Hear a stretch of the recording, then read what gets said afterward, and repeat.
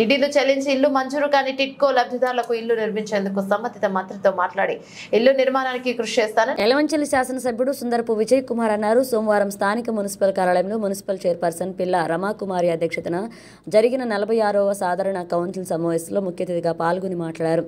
గత ప్రభుత్వం టిట్కో కాలనీలో 2 బ్లాక్లను నిర్మించలేదని, ఆ కారణంగా 112 మంది లబ్ధిదారులకు ఇల్లు రాలేదని అధికారులు తెలిపారు. లబ్ధిదారులు అందరికీ న్యాయం జరిగేలా చేస్తానన్నారు. మెయిన్ రోడ్ను రైల్వే ఫ్లైఓవర్ బ్రిడ్జి నుండి రేగుపాలెం జంక్షన్ వరకు 30 మీటర్ల మేరకు విస్తరించాలని అధికారులను ఆదేశించారు. కౌన్సిలర్లు పార్టీలకు అతీతంగా అభివృద్ధి సాధించాలన్నారు. మున్సిపాలిటీలో అండర్ గ్రౌండ్ డ్రైనేజీ వ్యవస్థను మెరుగుపరచడానికి 60 కోట్లు కావాలని ప్రతిపాదనలు పంపినట్లుగా తెలిపారు. యాదాద్రి కాలువను సుమారు 7 కోట్ల రూపాయలతో అండర్ గ్రౌండ్ డ్రైనేజీగా మారుస్తున్నామన్నారు. జేసీబీ రిపేర్లు, త్రాగునీటి పైపులు రిపేర్లు, సచివాలయ నిర్మాణం, అన్నా క్యాంటీన్ నిర్మాణం వంటి 16 అంశాలను కౌన్సిల్ ఏకాగ్రీవంగా ఆమోదించిందన్నారు. ఈ కార్యక్రమంలో మున్సిపల్ వైస్ చైర్మన్లు బెజవాడ నాగేశ్వరరావు, ఏ గుప్తా, మున్సిపల్ కమిషనర్ ప్రసాద్ రాజు పాల్గొన్నారు. సార్ని అడిగాను మేడం. సార్ని అడిగే ముందంటే మన వాళ్ళు టెండర్ ప్రాసెస్ అంతా కంప్లీట్ చేశారు మేడం.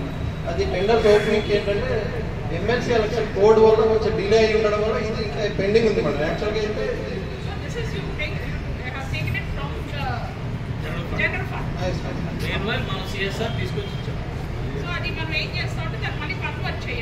ఇప్పుడు ఎలా పెట్టారో తీర్మానం సిఎస్ఆర్ కింద పెట్టారా, జనరల్ ఫండ్ పెట్టారా? మేడం జనరల్ ఫండ్లోనే మనం వర్క్స్ అయితే సపోర్ట్ చేశాం సార్. ఇందులో ఇప్పుడు తీర్మానంలో ఏం రాస్తామంటే ఈ 2 వర్క్స్, ఇందులో 3 వర్క్స్ ఉన్నాయి సార్. మన 2 వర్క్స్ ఏవైతే మనం సచివాలయ బిల్డింగ్స్ ఉంటాయో ఆ 2 వర్క్స్ వచ్చేసి సిఎస్ఆర్ నిధుల నుంచి చెల్లించుటకు అని చెప్పేసి తీర్మానం చేస్తాం సార్. డివైడ్ చేసి రాస్తాం.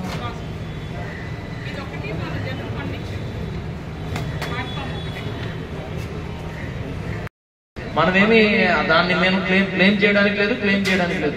క్లారిటీ ఉంది కదా. మీరు మాట్లాడకండి, మీరు అధికారి కదా, అధికారి మీరు మాట్లాడకండి. నా పాయింట్ అర్థమైంది కదండి, క్లారిటీ ఉంది కదా. ఓకే, టిడ్కోలో ఎన్ని ఇల్లులు మనం క్యాన్సిల్ చేసాం, డబ్బులు కట్టిన తర్వాత కూడా 119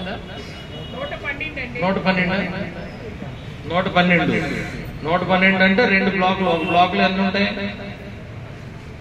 ఒక బ్లాక్ ఎన్ని ఉంటాయి? 48.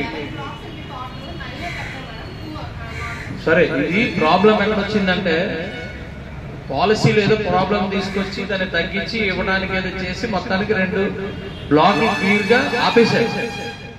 అవి ఇంకా దాంట్లో రావు.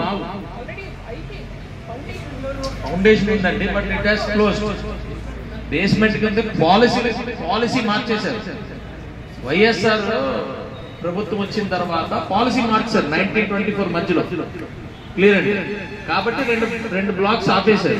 ఇది ఓవరాల్ గా స్టేట్ వైడ్ జరిగింది. అయితే మనం ఏదైతే వీళ్ళు పెండింగ్ ఇస్తామని చెప్పి డబ్బులు కట్టుకొని మరి ఇవ్వలేదు. 112 అంటే ఇక్కడ 48 అంటే 90 ఎన్ని?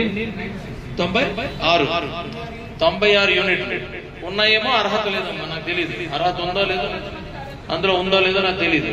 బట్ ఇందులో 1